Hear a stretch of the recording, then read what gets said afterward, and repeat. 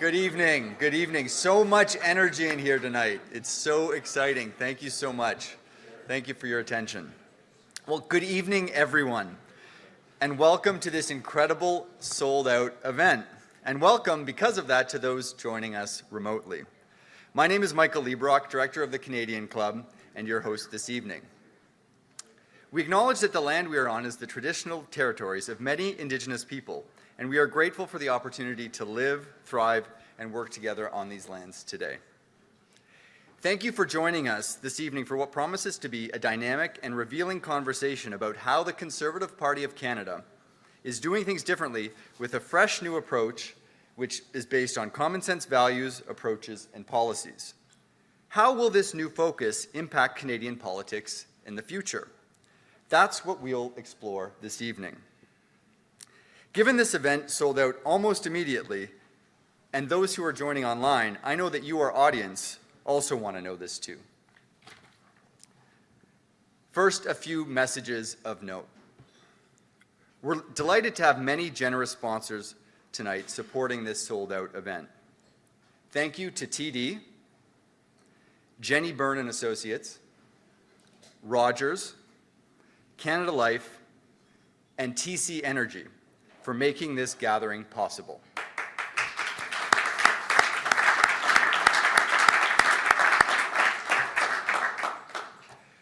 I would also like to acknowledge the contributions of our season sponsor, the Canadian Bankers Association, and our official airline sponsor, Air Canada. Canada's Forest Trust has joined us again, and we appreciate your partnership. If you're like me, you've got questions for our panelists. A selection of rising stars of the Conservative movement. What's new and what's different in what the party stands for?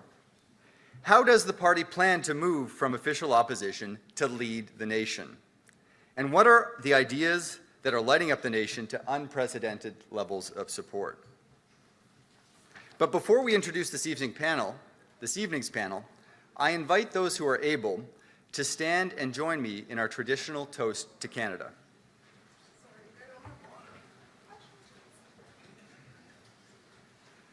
To Canada. Canada.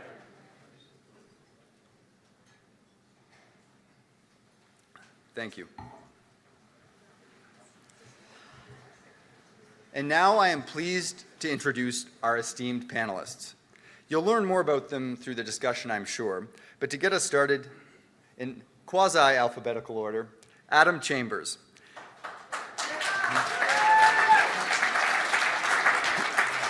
Adam is a member of Parliament representing Simcoe North on Lake Huron.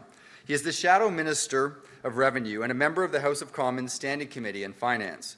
Before his life as an MP, Adam was a finance executive at one of Canada's largest life insurance companies, as well as a lawyer at a Bay Street law firm.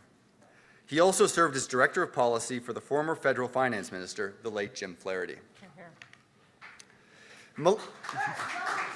Wow. Melissa Lantsman. Melissa is a member of Parliament for Thornhill and appointed by Pierre as Deputy Leader of the Conservative Party of Canada. First elected in 2021, she previously served as the Shadow Minister of Transport, and she was also a senior advisor to leading political figures. Melissa is an award-winning communicator and was a regular TV commentator and has been featured in Canada's most popular publications. And today, her social media presence engages record audiences with her insight and incisive commentary. Melissa.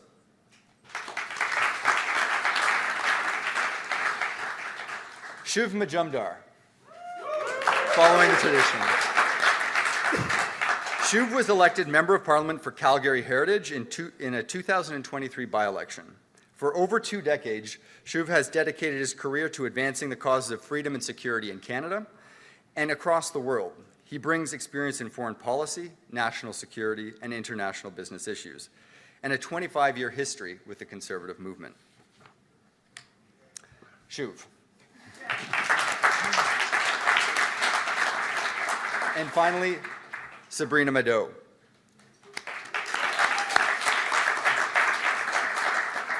Born and raised in Richmond Hill, Sabrina is one of Canada's most read political columnists and National Magazine Award winner.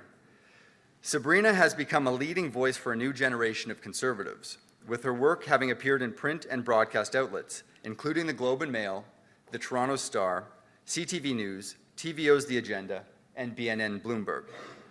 She is running to be the next Conservative candidate in Richmond Hill in the next election, and I'm sure would welcome your help if you're interested in seeing her after the panel is done. Ladies and gentlemen, Sabrina. Moderating this evening's discussion is Ginny Roth, partner at Crestview Strategies. Prior to joining the Crestview team, Ginny worked at Queen's Park as an organizer for the Progressive Conservative Party of Ontario and has been a lifelong political activist. Ginny.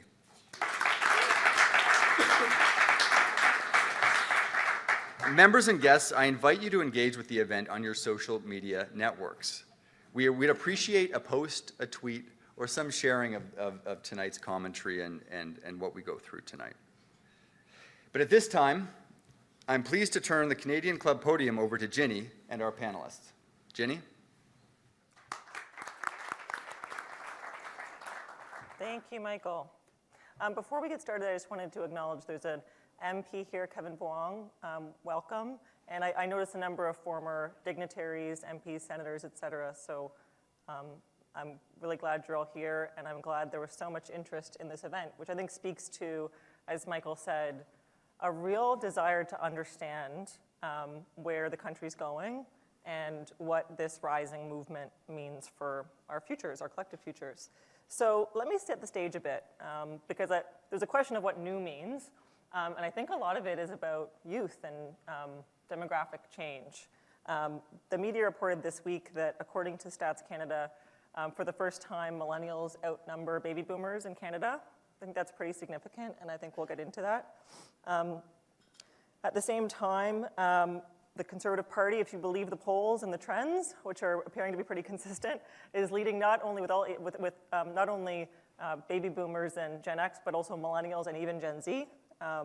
So there seems to be a movement to that trend, not just a sort of a return to the old Conservative coalition.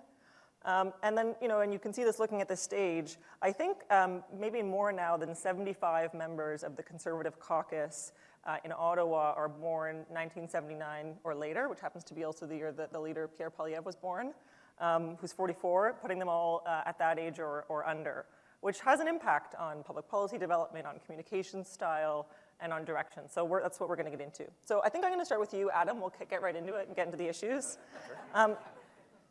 With your private sector experience, facility talking about fiscal issues, you, much like Pierre Poilievre, took to the problem of inflation early. Can you talk a bit about how the Conservatives were on that issue before it really broke out into a sort of crisis mode, and what that's meant for the movement? Sure. If you think back to 2020, the early days of COVID, nobody really knew what was going to happen. Some very extraordinary measures were taken. There was a number of people, weeks in the early months after, that said, look, you increase the M2 money supply like you're purporting to do, it will lead to inflation. And this wasn't just in the side corners of the internet or people in Twitter with red eyes that were pro-Bitcoiners. These are people like Larry Summers, one of the smartest progressive economists in the United States, that said, look, the kind of money that the government is effectively printing and putting into the economy and the way they're going to do it will lead to inflation. Pierre, as a leader, was one of the only Canadian politician talking about it, and one of the very few Canadian kind of economists or those that follow the markets that were on this issue early. So I think that's given him significant credibility as the leader of the party to talk about, okay, well, now how do you deal with inflation? One of the differences that Canada's taken since, or compared to other countries, almost every other country did some form of energy rebate. Right? One of the main drivers of inflation is the price of energy. In fact, Canada's actually gone the exact opposite. Every April 1st, we actually increase the price of energy by increasing the carbon tax. Some provinces have reduced taxes, of course. Germany, the UK, they actually gave rebates at point of purchase.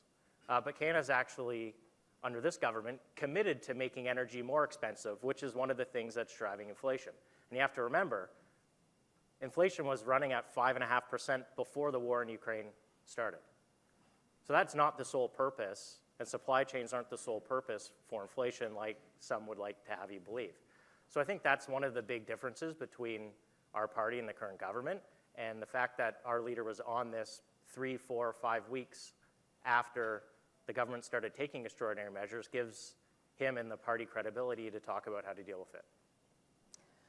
One of the areas where we see inflation being really persistent is in housing, which many would describe as a bubble, a persistent bubble, and where this issue of like too much money chasing too few goods is made manifest in very, very real terms.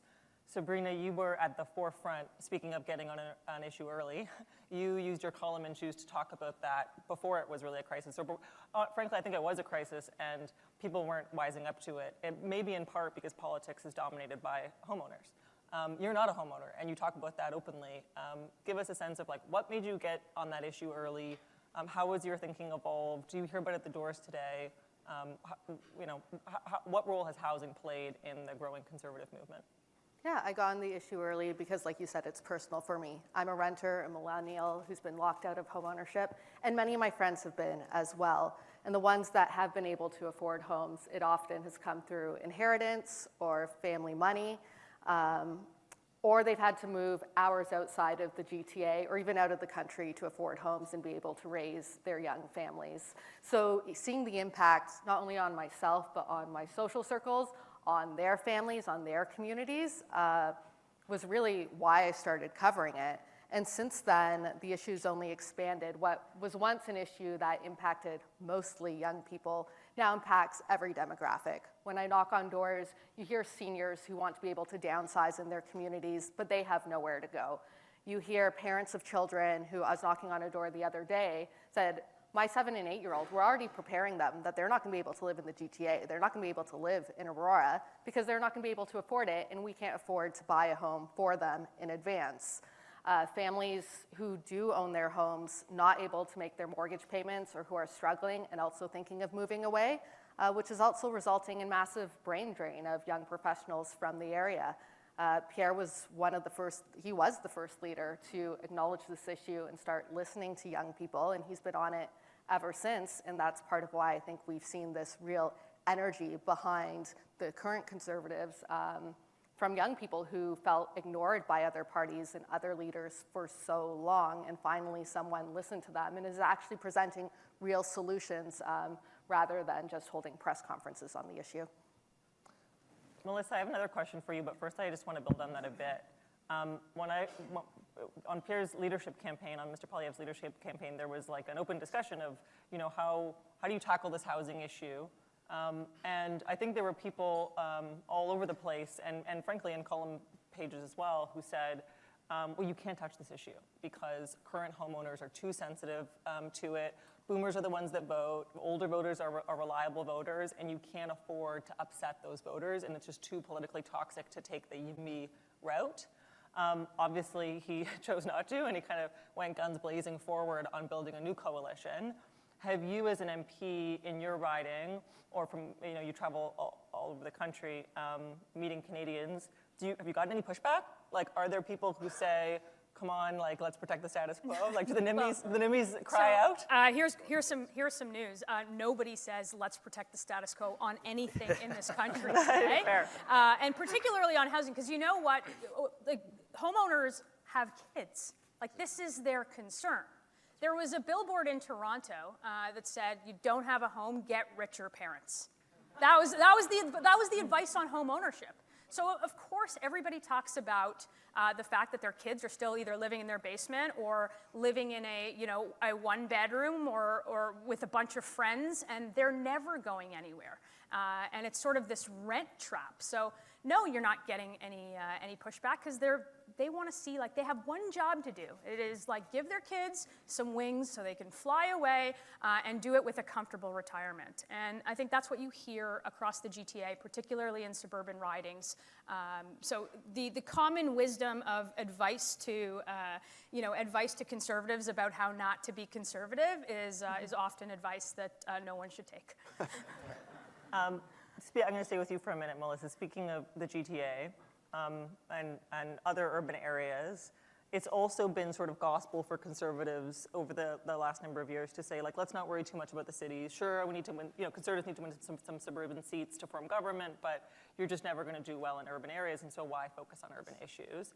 And now I think you're seeing, if you take transit, you're seeing homelessness issues. There's a lot of talk from the conservatives about drug and addictions, which historically would not have been an issue set conservatives would have focused on. Why is that? What is making the caucus and the movement turn to some of these urban issues, and how is it being received? So here's a short answer, partly because they're not exclusive to downtown big urban areas anymore. They're now become suburban issues. They've moved up with transit lines, and we see different populations move into suburbs or further away from city centers, either because of affordability or because work allows you to do that. So I don't think you've got you don't have just the downtown east side of Vancouver or down in Moss Park. If we're talking about Toronto, we have it everywhere. In fact, there is an encampment under the 407 in Thornhill, which it's not big, but that is something that you would have never heard of. So I'll go back for a second. I was talking with a friend, and I do a lot of social videos, and we were going through the newspaper on a certain amount of time. I think it was 4 or 6 months, and we were just listing off the violence on the TTC. So I'm somebody who takes the TTC. I'm a big baseball fan, go to a lot of baseball games. The TTC is the best way down here. So started looking through it, went through the articles, came to, I'm like, I can't make this video. And they're like, why? I'm like, I don't make 5-minute videos. And it was like stabbings and random violence and swarming attacks in Toronto. So of course we have to talk about crime because people feel unsafe. And I don't know that you can attribute it to one factor, but there are certainly some things that we can fix. We've got weak bail reform. We've got something called C-75.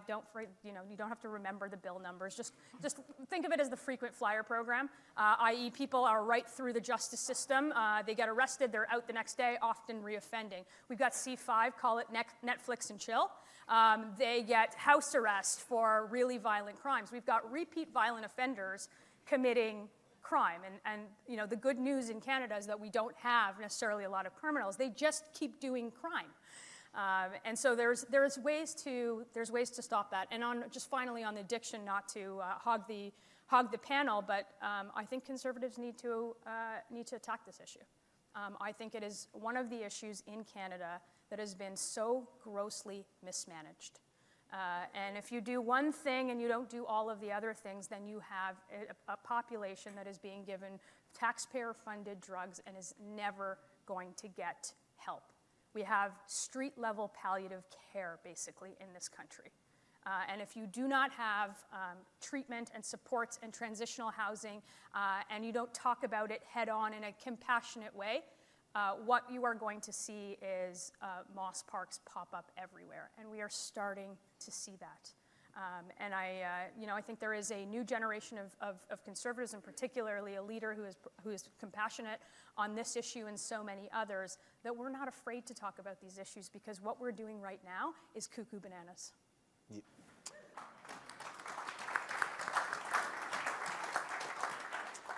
Speaking of fearlessness, Shuv, let's zoom out a bit.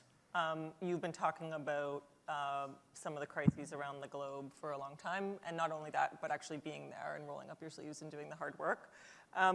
We are in a really uncertain time. If you listen to experts who follow in foreign policy, they say it's one of the toughest times they can remember. And the open question I think a lot of Canadians have is what role do we play in that? Not only what role do we play in defending democracies against dictators and terrorists abroad, but also what role do those risks play here, and how do we protect against foreign interference and all those, some of those crises coming to our shores? So I'd love for you to just talk about how the conservative movement's addressing those today, if it's changed, if the youth in the movement is making us approach those issues differently, and where you think it's going. I take heart in knowing that it wasn't just democracies that won the rivalries and the wars of the last century. It was conservatives as well. It was Sir Winston Churchill that was recruited from outside the establishment after experiments with appeasement failed, to lead the Western world to victory in the Second World War. In the Cold War, they were conservatives like Margaret Thatcher, Ronald Reagan, who came from outside their establishments to restore first principles and win the Cold War. And at the core of what they did was remind their country, and the elite in their country especially, that their country is a country. We're not a postmodern utopia, and that our country has actual interests. And those interests, if we serve them well, then we will find ways to unlock the kind of strength and prosperity that is needed in the world today. Taking a step back, Ginny, when President Biden withdrew out of Afghanistan, he signaled to our rivals that Pax Americana had come to an end. He signaled to the world that in Beijing and in Moscow, now's the time for you to sow chaos around the world. And if you're sitting in those capitals and looking at any of the G7 capitals, you're not thinking about what Justin Trudeau's doing any given minute. He's not consequential to you. America is in disarray. The United Kingdom is in disarray. France is in disarray. Germany is in disarray. And as the rivals that we've had are emboldened by their ambition, they've done a series of things. They started after the retreat of Afghanistan to, in 2020, impose a national security law on the people of Hong Kong. And what was our Western response? It was pretty muted. After that, they accelerated their invasion of Ukraine in Russia and their ambition all the way to Kiev with battalions of people marching for victory. And what was a Western response initially? It was, hey, Zelensky, we got a flight for you to get out. The instinct has always been appeasement. And then, of course, months later, we've seen Iran, through their network of proxies across the region, wage war on Israel and their people, first by the horrific attacks on October 7th, and then the subsequent chaos they're sowing across the region, including in the Red Sea and shipping lanes. So what do Moscow, Beijing, and Tehran have in common here? An authoritarian rise while our Western world is woke and broken. And what does that mean to Canada and to young Canadians especially? Is our country has a promise to our people and to the world. We have $3 trillion of natural resource wealth that would fuel, feed, and secure the world today. Our ingenuity, our technologies, are things that would stabilize world supply chains. And guess what? We would make a lot of money so we could fund whatever socialism Jagmeet Singh and Justin Trudeau invent next. So, I would say that one of the biggest decisions that attracted me to put my name on a ballot was watching Pierre Poilievre speak with strength about our Canadian national interest, about our energy proposition, about the ingenuity of our people, and the backbone that we have to get that done. I think a final point, if I might. Our country is presently set to decline as other powers rise in the next 5 to 10 years. The world is massively disrupted and changing so fast that sometimes it feels like we're in a slipstream. I think that if we take the big right decisions early, then our country can restore its place in the world as one of the top 5 economies rather than a middling 10, 12, or 13 that Trudeau's heading us into. So peace through strength, leaders of conviction, these are the things that Canadians are responding to with great numbers today, and I'm very gratified for it. Great.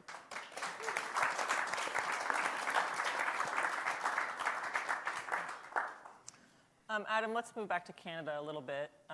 I think I would be remiss if I didn't, given the crowd here today, get into the question of the role of business in our economy. And we talked a bit about, GDP per capita and the affordability issue. Let's talk about GDP. Let's talk about growth a bit. And I think there's a question for people watching Pierre Poilievre and the new movement around this mix of economic populist language and a sort of more old school fiscal conservatism, an economic conservatism. And I wonder how those two things come together in your mind and for the whole caucus and how you think about tackling some of these big issues. Sure. I don't think they're contradictory. Rising tide lifts all boats. You can be pro-Canadian. You don't have to be pro-business or pro-worker. You can be pro the economy. What we've been doing, and the results show it, GDP per capita is lower today than it was in 2018. this trajectory will mean we will become, and Shuv just said, a middling country amongst our peers. We have the opportunity to actually change that. Those who care about emissions, as an example, if we displaced 20% of China's coal production with Canadian LNG, we would save the planet the total emissions that Canada as a country generates per year annually. When we first started the climate discussion, everyone said, well, pollution knows no borders. Exactly. So we should be using Canadian LNG to displace dirtier fuel across the world. India is another, probably a more likely example in the short term of where we can do business. But I don't think that it's contradictory to say you have to be one or the other, but pro-work or pro-worker or pro-business. I think we're pro-Canadian, and we're going to do the right thing for Canadians, and by doing the right thing for Canadians, we're going to do the right thing, admittedly, for employers and employees at the same time. People get additional jobs, there's growth, there's bonuses, there's new markets around the world. That's how it's going to happen. You can't exclude one group to the benefit of another, and until we realize that, we'll be continuing to go along the same trajectory.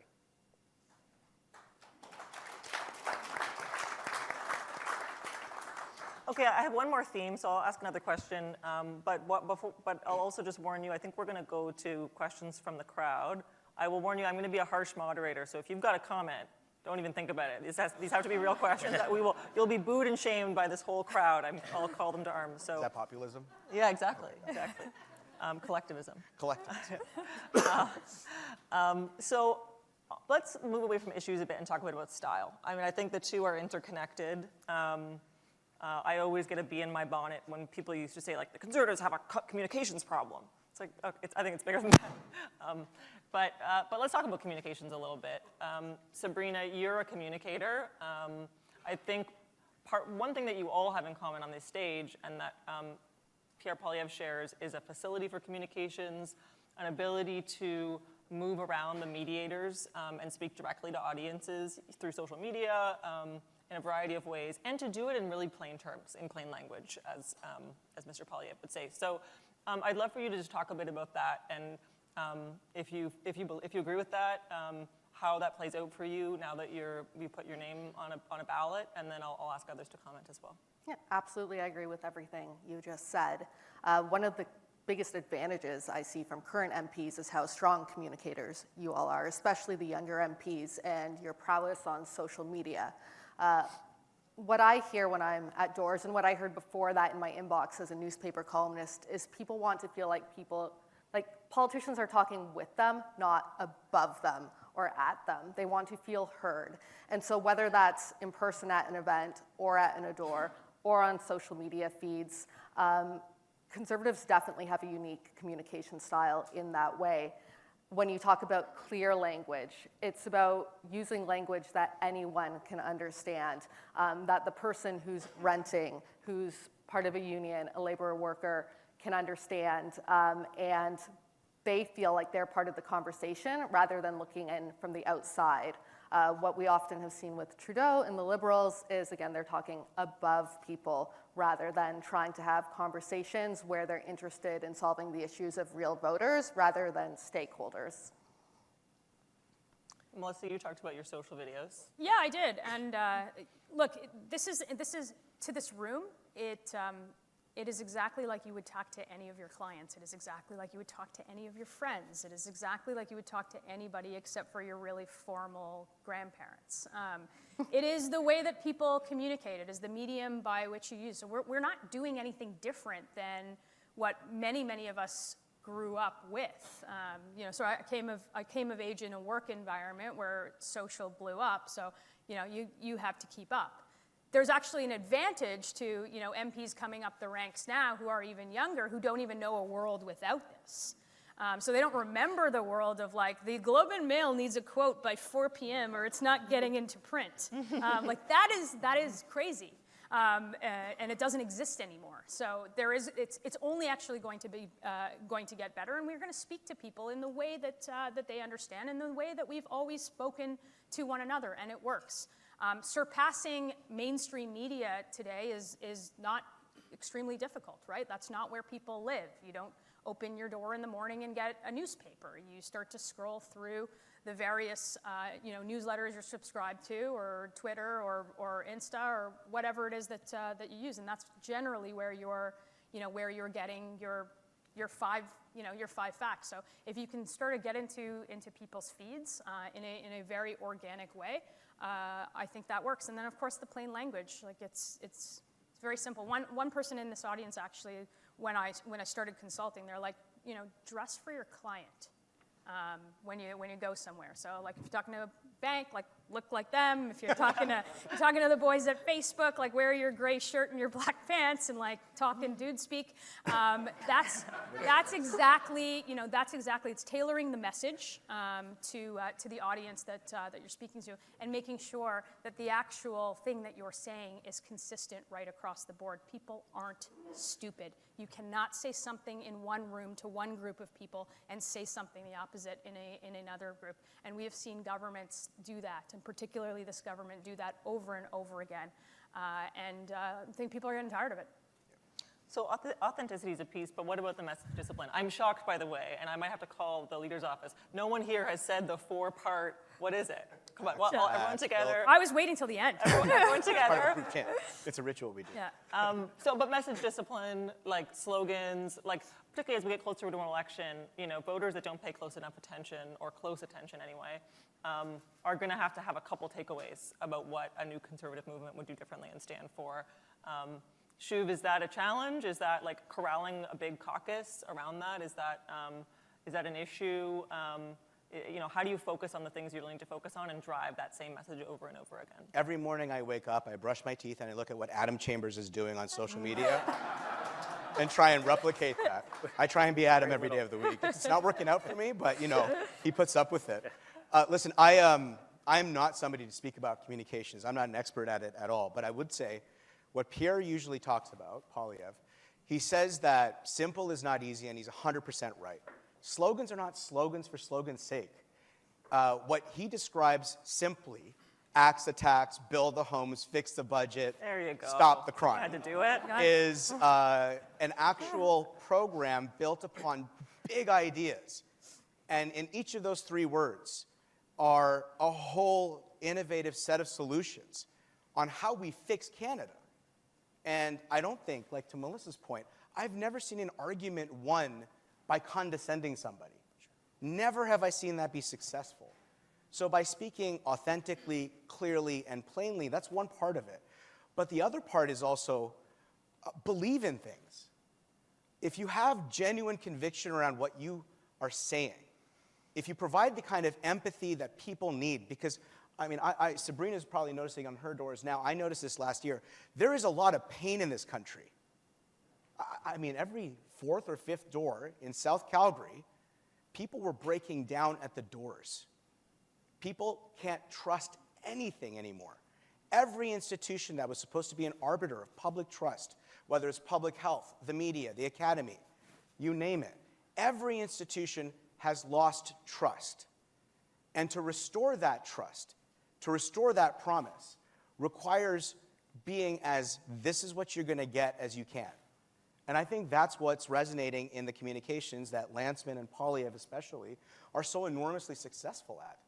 I hope to replicate it, but like I said, I'm trying to just be like Adam Chambers. Yeah. That's a good goal.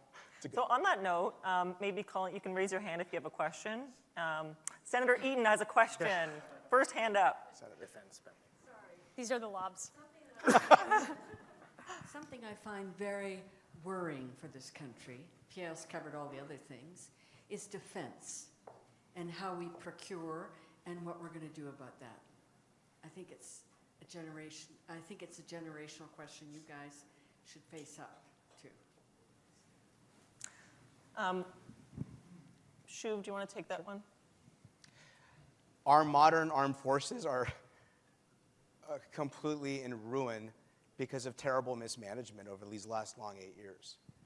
There is huge recruitment problems, huge procurement problems, often because their elected government has got them focusing on projects that have anything to do except for the defense of our country, the contributions to our alliances, and securing our Arctic borders.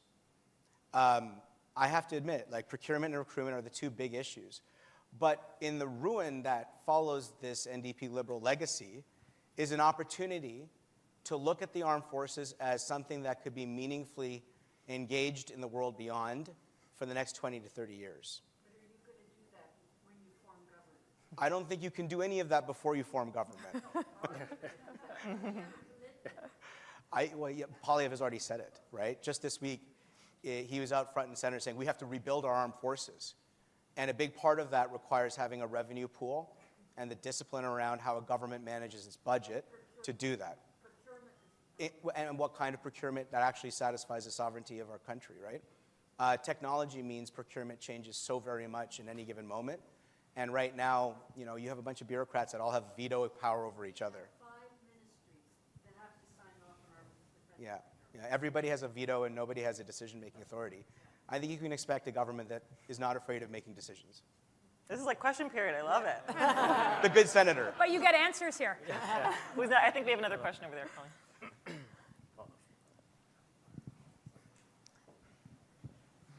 Hi there, panel. My name is Charles Thatcher. I'm with Canada's National Firearms Association.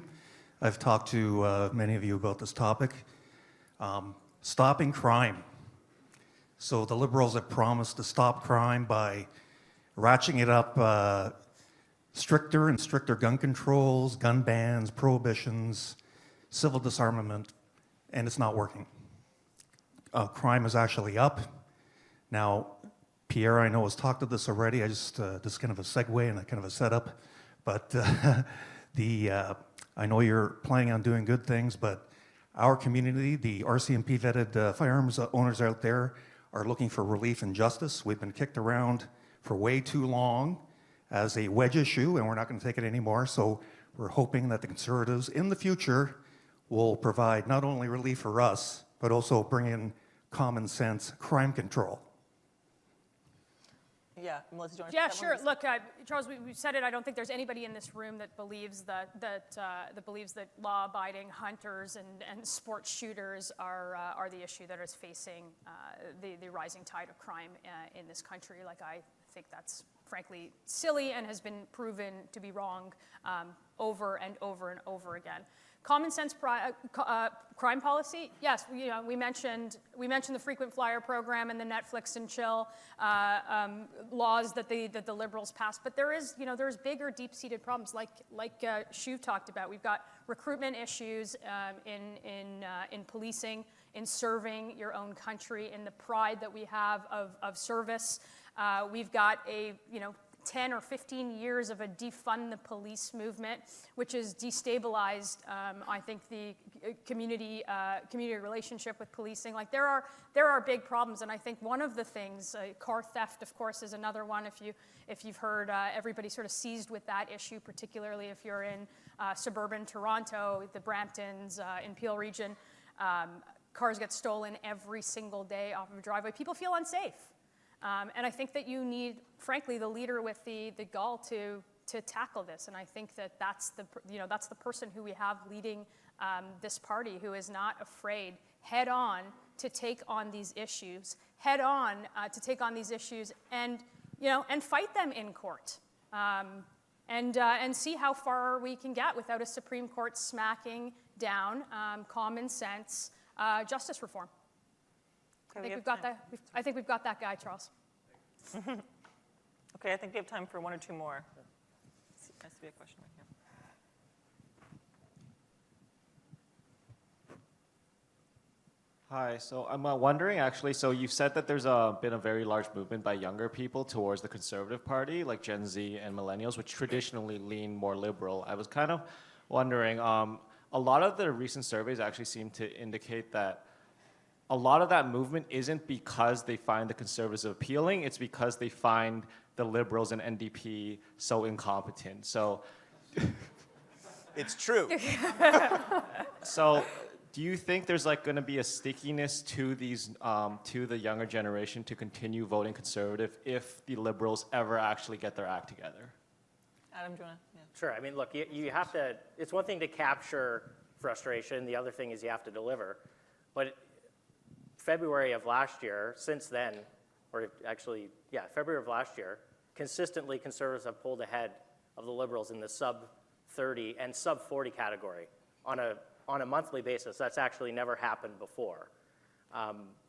I think it's primarily about housing, but you also have to remember a bunch of young people were just told for 2 years that they had to put their life on pause for a virus that wasn't really going to affect them, but they had to do it for the good of the community.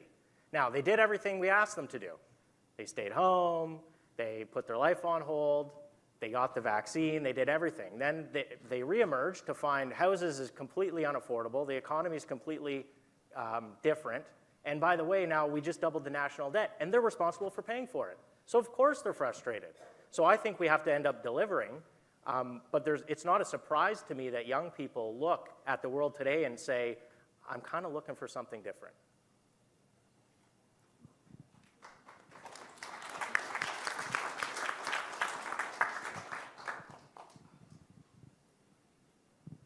Just hoping you can talk a little bit about the brain drain, and I think a big part of that is kind of the marginal tax rates in Canada, the top marginal brackets, and that's not necessarily an easy topic to touch from a political perspective, but how do we as Conservatives kind of make the case for lower top marginal tax brackets? And yeah, I'd like your thoughts on that. It's not an easy topic, but there has been some discussion of tax reform. Do you want to start? Sure. Look, the movement for the current government is kind of like this soak the rich mentality. Luxury tax, you've got more, everyone has more. Except the lion's share of taxes are actually paid by people in the top. Now, I don't think you can run a campaign. I don't think it would actually be smart to say, hey, you know what we need to do is lower taxes. Like, I actually don't think that's right for the economy either, to say, hey, we just need to take the top bracket down. If you consider the US, most people in the top bracket actually aren't the same people every year. There's significant amount of turnover in the top bracket. What that means, though, is people see themselves potentially in that top bracket every year. So I think you have to provide a little bit of tax relief for everybody. The leader says often, make work pay. It should be advantageous to have a job. It should be advantageous to go out and get a paycheck. That's why there's a bit of a pushback amongst Conservatives on universal basic income. It's important. There's a lot of productive work that has to get done. We don't need to pay people to leave the workforce, but we need to kind of dial down the rhetoric on successful individuals and thinking that they're all of a sudden going to solve the budgetary crisis that we have. Okay, I'm going to play the role of press secretary and say last question. Just one question. Yeah, last question. You made a great point about LNG. How do we get that, offshore and start selling it? What's your steps to do that? Well, I think Adam will have some views on this, but being a member of Parliament from Calgary, we have views about our energy security. Pierre Poilievre has said we'll make quick decisions within 18 months on energy project decisions. We have to build confidence around investment for our energy sector, and the best way to do that is stop playing games with it. Right now, you have consultations and environmental considerations that are core to mandating those decisions. I think geopolitics should be one of those things that should factor into why Canada makes these decisions. Second, you're seeing Indigenous finance, First Nations finance, and private equity providing a once-in-a-generation opportunity for economic reconciliation with Canada's First Nations. And that is something we cannot turn away from. This is something we have to embrace with every part of our national fiber. Then you need to be able to find a way to attract the institutional investment in this city and to dispense with garbage ESG thinking that has been delaying Canadian energy from fighting the climate and from securing the world. And I think part of that requires confidence in a government to say, when decisions are made, they will be made permanent and costly on future governments to reverse. What's preventing the gas from getting offshore? I'm describing all of the considerations that are weighing down the potential for Canadian gas to get offshore. So I think building the pipelines, axing the tax, creating a strong investment environment, and making the quick decisions that the investment community needs to understand is core to what our Conservative government would do. It's baffling. Okay, I have one more last question for each one of you before I hand it back to our friends at the Canadian Club. Why did you put your name on the ballot? Because you all have. It's not a frequent choice of young people with lots of options in their lives, but you all did it. So maybe I'll start with you, Sabrina, since it's such a recent decision for you. Yeah, I touched on this a little bit before, but I'm part of the first generation in Canadian history to be worse off than their parents. And I think when you look at a question of whether a country is succeeding and moving forward and progressing or moving backward, it is that question. Is each generation a little bit better off? And that's not necessarily in terms of equal outcomes, but at least equal opportunity. And that's something we don't have right now. So it has been very personal, particularly with housing, cost of living. Someone who's looking at starting a family as a young person, I see these issues firsthand, and I've covered them firsthand for the National Post for years, heard so many people's stories, seen the pain, the frustration out there, and that's what made me want to put my name on my ballot. I also believe it's really important to have young voices in Ottawa, strong voices, fresh voices, who can re-energize our political sphere in general, but also the Conservative movement. And unfortunately, there are a lot of barriers to young people running. It is a big sacrifice. People starting in their careers or entering their prime earning years can't take time off to campaign full time necessarily. If you're a renter, you may not have been living in your community as long as someone else, or you might be switching ridings and not have those deep roots. Also just the knowledge about the nomination process. There was a study that actually came out by the University of Ottawa and University of Carleton this week that looked at why there's such a disproportionate number of older MPs in Ottawa versus those under 40. And what they found is once younger candidates are nominated, they tend to get elected, actually. But it's getting that nomination as the first step that is keeping younger people out of politics. I've been lucky enough through my work at the National Post to have a voice and an opportunity where I've had the support to start this campaign, and there's been a lot of energy around it. So I also felt it was on me to take that opportunity and hopefully become a voice for my generation in Ottawa.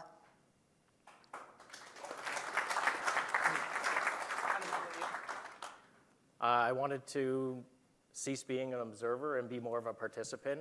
I feel incredibly blessed to be born in Canada. Like, despite all the discussions we have about how to make the country better and how sometimes things don't really feel like they're working, we still have the best country in the planet. The lineup of people who want to come here and seek a better life, it's, you know, we don't have enough room to have everybody. We see this what's happened. Everyone wants to come here. I want a country for my kids that I feel like I grew up in, opportunity that they have, and I just wanted to be part of the movement. Yeah, look, I don't know, can you ditto this one? We have the best country in the world, and we're squandering opportunities every single day. Kid of an immigrant, uncredentialed engineer who had to drive a cab, put his wife through school so he can buy a house in a good neighborhood, send his kids to good public schools, and they can go from the front seat of a taxi to the front row of Parliament Hill in one generation. That's what this country is about. And we've got to make sure that the next version of that country is exactly the same, and that the opportunities are to the moon and back for everybody in the next generation. That's not happening today, and rather than squawking about it and shit posting on Twitter, I'm going to do something about it in, sorry. It's accurate.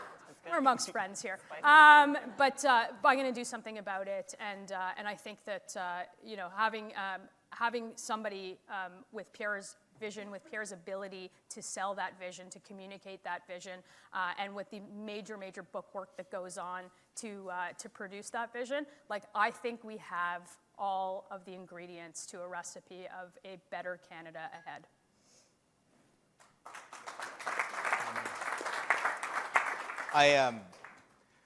I grew up in the community I represent now, and as I introduced myself to Conservatives, I would tell people, listen, I spent my early 20s with Preston Manning. I spent the last 13 years with Stephen Harper.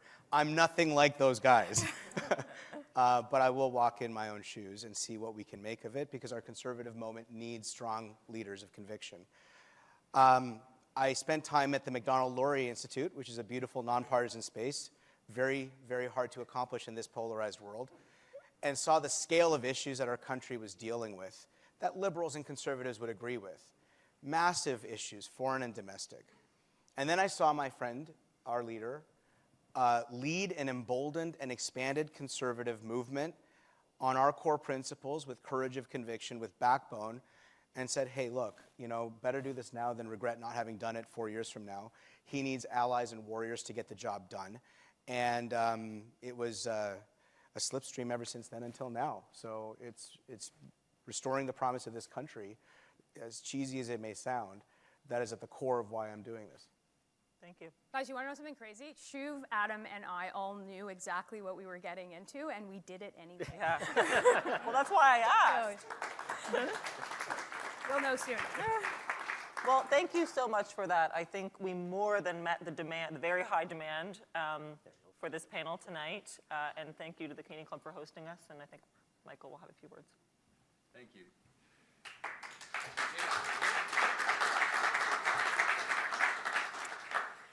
Adam, Melissa, Shuv, Sabrina, on behalf of the Canadian Club, I want to thank you for the buzz and excitement you've created here tonight and this evening. This sold-out crowd is a testament to your individual abilities and your collective abilities to manage and meaningfully engage us in the issues that matter most to Canadians. So thank you. We enjoyed hearing about your vision for Canada and the plans that you have in place to deliver it.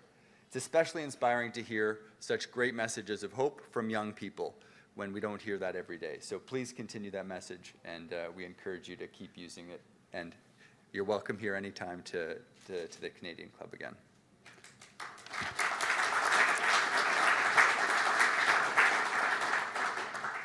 Wanted to thank again our sponsors, TD Bank, Jenny Byrne and Associates, Rogers, Canada Life, and TC Energy for making this possible.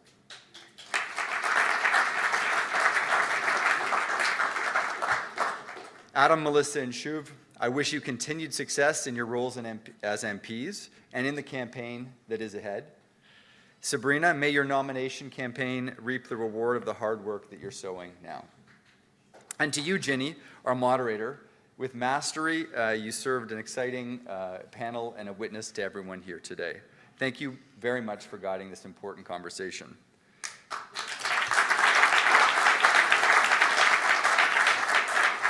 Before we continue networking, I would like to invite members and guests to visit our website at canadianclub.org to learn more about our upcoming events. I also wish to thank our AV supplier, VVC Live, for its incredible event support. Members and guests, thank you for joining us tonight, and enjoy the rest of your evening.